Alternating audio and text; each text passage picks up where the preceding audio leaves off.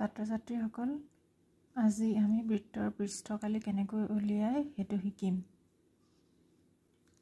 এটো তোমালোকৰ 11 নম্বৰ অধ্যায় পৰিমিতি নামৰ লেসনটোৰ হয়।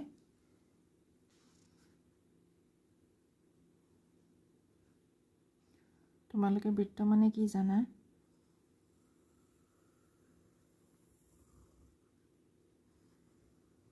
এটো মই এটা বৃত্ত আঁকিলো। এই বৃত্তটোৰ কেন্দ্ৰবিন্দুৰ পৰা পৰিধিলৈকে যিটো দূৰত্ব হেতু হৈছে ব্যাসাৰ্ধ। এই বৃত্তটোৰ ব্যাসাৰ্ধ ধৰি ললো r। তেন্তে ইয়াৰ পৃষ্ঠকালি হ'ব আমাৰ পাই r স্কয়াৰ।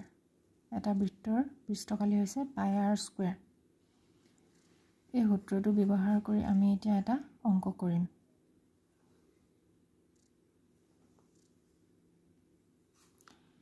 এতিয়া মই ইয়াত এটা প্ৰশ্ন ললো। প্ৰশ্নটো লিখিছো এটা বৃত্তৰ ব্যাসাৰ্ধ 5 সেন্টিমিটাৰ। বৃত্তটোৰ পৃষ্ঠকালি কিমান? যদি বৃত্ত এটাৰ ব্যাসাৰ্ধ দিয়া থাকে তেন্তে তাৰ পৃষ্ঠকালি উলিয়াব লাগিব।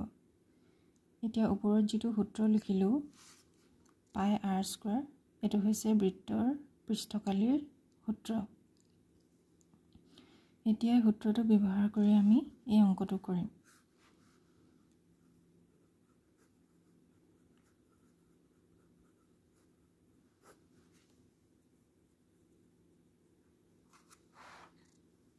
বৃত্তটোৰ ব্যাসাৰ্ধ আমাৰ দিয়া আছে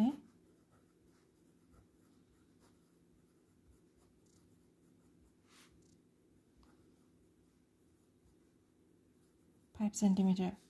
ইয়াত মই r লিখিছো। r মানে হৈছে ৰেডিয়াস।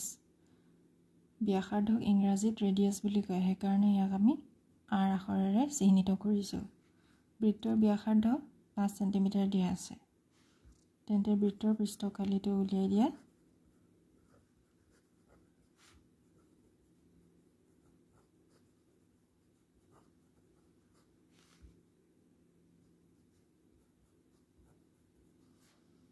এটো সূত্ৰটো লিখি ললো। এতিয়া সূত্ৰমতে ইয়াত বহাই যোৱা। পাইৰ মান হৈছে 22/7 পূৰণ r মানে ব্যাসাৰ্ধ দিয়া আছে তোমাৰ 5 সেন্টিমিটাৰ মানে 5 স্কয়াৰ। তে হৈ গল 22/7 * 25। এতিয়া ইয়াক পূৰণ কৰি মেলি আমি ইয়াত বহাই দিও। 22 আৰু 25 যদি পূৰণ কৰো তেন্তে আমি পাওঁ 550। এতিয়া হাতেৰে 550ক হৰণ কৰি মেলি আমি উত্তৰটো লিখি দিম। এটো আমি হাতেৰে 550ক হৰণ কৰি পালো 78.57। ব্যাসাৰ্ধৰ একক হৈছে সেন্টিমিটাৰ।